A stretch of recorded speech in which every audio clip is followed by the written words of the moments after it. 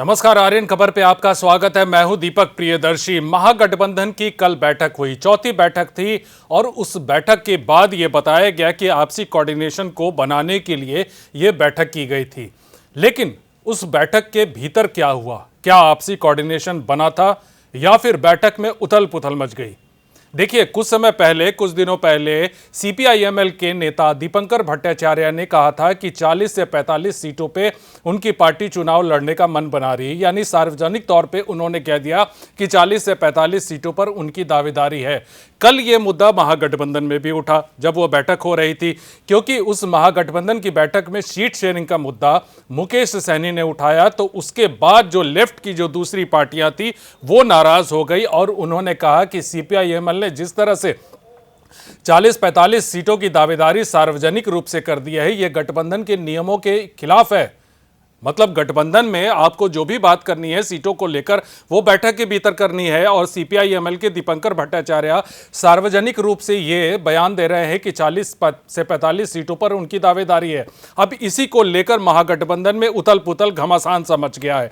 महागठबंधन की बैठक में दरअसल क्या हुआ? दरअसल महागठबंधन की जो बैठक हुई तेजस्वी यादव के सरकारी आवास पर, उस पर सीपीआई-एमएल की तरफ से 40 से 45 यानी 50 सीटों के आसपास चुनाव लड़ने की तैयारी करने का दावा करने पर सीपीआई, भारतीय कम्युनिस्ट पार्टी, सबसे ज्यादा नाराज हो गई।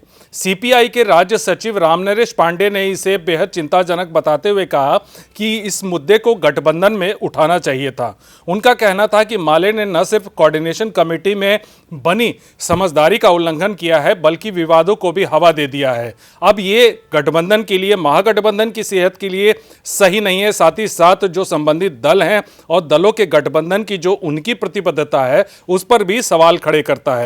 देखिए, उन्होंने इस बात को लेकर और दूसरे लेफ्ट के नेताओं ने भी कहा कि उन्होंने इस प्रकार की भ्रामक और नुकसानदेह बयानबाजी को महागठबंधन की बैठक में उठाने के इरादे का इजहार किया।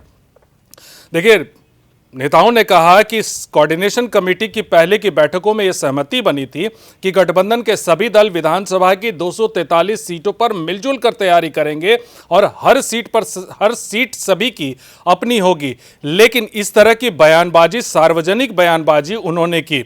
यह भी कहा गया कि पहले यह सहमति बनी थी कि गठबंधन का कोई भी दल या नेता अपने हिस्से की सीटों को लेकर कोई सार्वजनिक बयानबाजी नहीं करेगा। लेकिन सीपीआई-एमएल के दीपंकर भट्टाचार्य ने सार्वजनिक रूप से कह दिया कि उनकी पार्टी 40 से 45 सीटों पे चुनाव लड़ने का मन बना रही है। तो अब जाहिर सी बात है कि इस मुद्दे को लेकर महागठबंधन के बीच उथल पुथल हो गई है, क्योंकि तमाम, वैसे भी वीआईपी ने पहले भी बोल दिया है कि वो 60 सीटों पर चुनाव लड़ेगी। अब यहां पे माले ने कह दिया, सीपीआई-एमएल ने कह दिया कि वो 40 से 45 सीटों पर चुनाव लड़ेगी। तो तेजस्वी यादव के लिए कहीं ना कहीं ये बेहद मुश्किलों भरा समय है। देखिए, जब ये मामला बढ़ने लगा और मुकेश सहनी ने जब इस मामले को उठाया और लेफ्ट के नेताओं ने इस पर आपत्ति दर्ज की, तो उसके बाद तेजस्वी यादव ने कहा कि अगली बैठक में सभी पार्टी जो हैं वो अपनी अपनी संभावित सीटों के बारे में उसका पूरा डिटेल रखेंगे। यानी अगली बार बैठक में जो होगी, उस बैठक में सीटों के बंटवारे पर औपचारिक रूप से चर्चा होगी। किसकी कितनी दावेदारी है, कौन किस सीट पर कितना मजबूत है, पिछले चुनाव में क्या हुआ, ये तमाम चीज़ों की समीक्षा होगी। उसके बाद ये फैसला होगा। लेकिन इतना ज़रूर है कि एक तरफ वीआईपी मुकेश सहनी की पार्टी 60 सीटों पर दावा कर चुकी है, दीपंकर भट्टाचार्य की पार्टी 40 से 45 सीटों पर दावा कर चुकी है, आरजेडी का, कांग्रेस का दावा पहले से ही 70 सीटों पर है। अब ऐसे में तेजस्वी यादव के लिए इस कोऑर्डिनेशन को बनाए रखना बेहद मुश्किल होगा। इस वीडियो को देखने के लिए धन्यवाद।